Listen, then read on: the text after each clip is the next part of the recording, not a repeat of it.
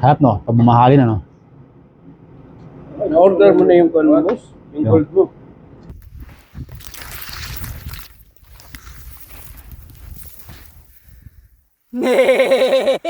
Ay, no, na-order ko na yung kasi gusto ko kasi patunayan sa 2 million subscriber ko na talagang kumita na talaga ako ng malaki. So ngayon, bumili ako ng ano, nag-order ako ng mga gold na worth worth 2 million na tayo. Nasa 5 billion ba yun? Damascus Gold. Kasi ayaw kasi gumamit ng mga gold na basta-basta lang eh. Abangan nyo mga subscriber ko. Papakita ko sa inyo yung Mag-unsubscribe na kayo. mga ganda kong in-order na mga gold. Pag yun ay pag nakita nyo, parang sabihin nyo, parang anting-anting ni ano yan yung gold na yan Kaya yung mga gold niya, di Wamos? Sa kanila, Diwata, sa kanila, Mas mahal yung gold mo doon, engineer. ay mahina yung mga gold nila kung para sa akin. Ito, Made in Saudi. Saudi talaga yun. Hindi yun ang galing sa sahod ko na pagka-engineer Galing yun sa sahod ko doon sa aking channel. Kasi, kumikita pa naman ako ng milyon-milyon.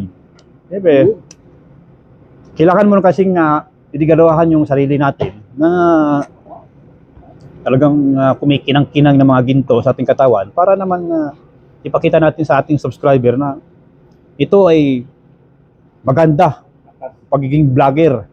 Kaya yung mga iba diyang mga ayaw mag-vlog, iniayahan ko kayo mag-vlog na rin kayo para mag-aaya ko rin na kumikita ng milyon-milyon. Ito yung OFW na multi-millionaire.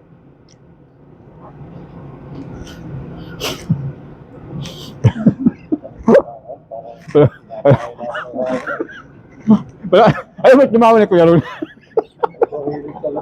Pagkain ka ako.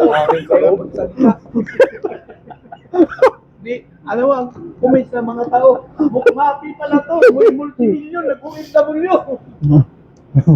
Dito nga ako nag-multi-millionaire. Yung uwi ka na.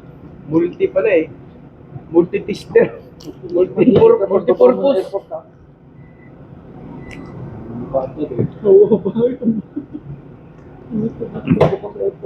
Kita mo naman kung magpakain ako, hindi yung basta-bastang pagkain lang. Sa huli, 1 real. Ano man real? Mali ka talaga. Mali. Magkano ba yun? 80 real. Isang balot. 80 real equivalent na mahigit 1,000 sa atin to.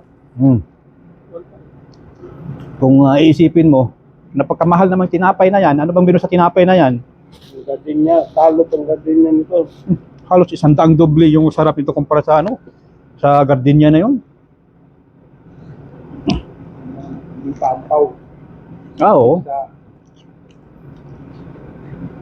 laman. Oh. Lalo pag lagyan ng palaman ng itong Dito. mamahaling mikos-mikos na ito. Diba? Ito yung kung kumakain ka sa McDo ng mga hamburger, yung sarap naman ito, siguro mga 100 beses yung sarap nito kumpara doon sa na yun. Sa hamburger na yun, ng McDo, at panis, wala sa kalingkingan.